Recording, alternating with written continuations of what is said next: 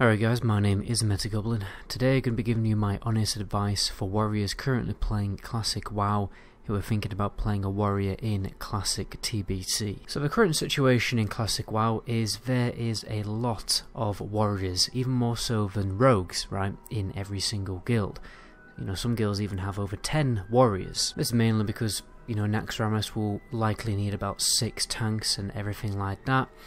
But here's the problem, the cold hard truth: in the Burning Crusade you will only probably see 1 protection warrior per guild, possibly 2 if you have 2 raid teams. Most guilds will probably only have a maximum of 3 warriors in the guild. If the guild has 2 raid teams, that number may be 6, so that's obviously quite a significant drop, down from, you know, from 10 to 6 warriors. And obviously some guilds will take min-maxing very seriously when a Classic TBC comes out, which in my opinion is probably very unnecessary if it's going to be just as difficult as Classic WoW. But point being, some guilds may not even recruit any warriors apart from just the tanks and maybe 1 arms warrior. And anyway, that is essentially the cold hard truth. Now I'm going to cover some advice that I can give you to increase the chance of you getting a raid spot and just overall getting the most fun out of the expansion. So in my opinion, you are going to get the most fun out of the expansion if you focus on PvP instead of PvE, because a lot of the time when you are raiding you will likely get benched a lot unless you're a high ranking member of your guild or you're, you know, good buddies with the guild leader. If you have no interest in playing PvP, here are some tips to increase the chances of you getting invited to raids, and you will obviously be significantly benched less. So first of all, easy one is play a tank, right? Being a main tank in your raid group. There'll probably only be a spot for 1 per raid group, but you know, the option is there for you to play a tank. If you have no interest in playing a tank, which is fair enough, I'd recommend playing Arms Spec instead of Fury Spec. The Arms Warrior Spec provides a useful debuff for the raid that buffs hunter damage, so it is quite desirable. You can play it also, you know, with a 2-handed weapon and dual wielding too, so you won't be restricted on that front, although I would recommend going for a 2-handed weapon build since there'll be less competition for the weapons, and you can also use that weapon in PvP. If you go for a 1-handed build, you have to compete with rogues, enhancement shamans and hunters, whereas if you go for a 2-handed weapon there will be basically no competition in your Karazhan group, because what guild leaders will likely do is separate the Rep Paladin from the Arms Warrior when they're doing Karazhan runs, so you have 0 competition for when a 2-handed weapon drops. If you're rich or simply have the patience for gold farming, then you can obviously go for the blacksmithing weapons too. Deep Thunder is the best in slot weapon for PvP and also really good for PvE too, you know, still pretty useful. But the Lionheart Champion is slightly better for when it comes to raiding, but personally I would just go for Deep Thunder because it's better all around. And to be honest, if I was actually going to play a warrior, I would save my money, because there will be, you know, like I said before, very little competition when it comes to getting really big, beefy 2-handed weapons that are only slightly worse than the blacksmithing weapons, and then I'd use the money on enchants and gems instead, because I'm not really that much of a gold farmer. But like I said, if you're rich, then go for it. Go for all those blacksmithing weapons.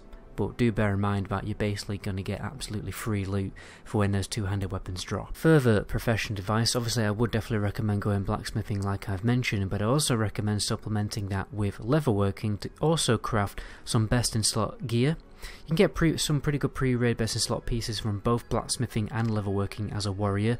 Obviously as a tank you don't want to be, you know, decked out in leather gear, but as an Arms or Fury warrior you can benefit a lot from the leatherworking gear because of all the hit chance that it gives. It's actually ridiculously useful, but I only recommend doing that if you can clearly see that the best in slot gear that you can craft is better than your Classic WoW gear. Because if your Classic WoW gear is better, you know, if you got decked out in tier 3 gear, then it may not be, you know, that essential, and you may just want to keep your engineering instead, because there are some benefits to engineering. But bear in mind that you will be able to craft better gear later on in the expansion when new recipes drop for the different raid tiers. So blacksmithing and leatherworking will provide you really good gear throughout the entirety of the expansion, not just pre-raid. I'd also recommend that going leatherworking simply for the fact that you can craft drums. Okay, if you don't know, drums is a little bit of a buff that it can provide to the raid. It's very similar to Heroism and Bloodlust, but slightly worse. So it's basically a mini Bloodlust, because it's about 5% haste for the entire party. And this will massively increase the chance of you getting invited to raids, because it provides such a ridiculously good support for the raid. And what you'll probably find is a lot of the caster DPS and basically anyone who can't benefit from level working will be very reluctant to go in level working, or being forced to go level working for the drums. So if you can provide drums for the raid, it will be very beneficial. You definitely want to be going the extra mile when it comes to consumables, enchants and gems. If you're an arms warrior, if you're a warrior or a rogue even, and you're turning up without consumables, without your gear fully enchanted, without your gems, then you're just going to give yourself a hard time, and you're going to be warming the bench. Because when a warlock turns up with, you know, a few enchants missing here and there, it's not that much of an issue. But when a warrior turns up with enchants missing, then yeah, that's going to be a bit of an issue to you, because again, you're just going to reduce the chances of you getting invited to, you know, future raids, and increase the chances of you warming that bench. Goes without saying that you want to be a very reliable raid member with at least 80% raid attendance, maybe even a little bit more, to make you stand out more than all the other DPS. Because if you've got higher raid attendance than a warlock, you probably still have the same amount of chance of you actually getting invited to a raid, because a raid leader will always want an extremely useful and reliable warrior or rogue than a half, you know, I was about to say a swear word then, but you know, they would prefer that than an average warlock or an average hunter who, you know, misses too many raids. And my last tip, pretty obvious one: make friends with everyone, and don't be antisocial like I am. You know, when it comes to you know, making friends and talking to people in the guild, you know, get on the voice chat and everything like that, because good charisma points will always increase the chance of you getting invited to a raid. But anyway guys, that's where I'm going to end the video there. My name is MetaGoblin, until my next video, ciao.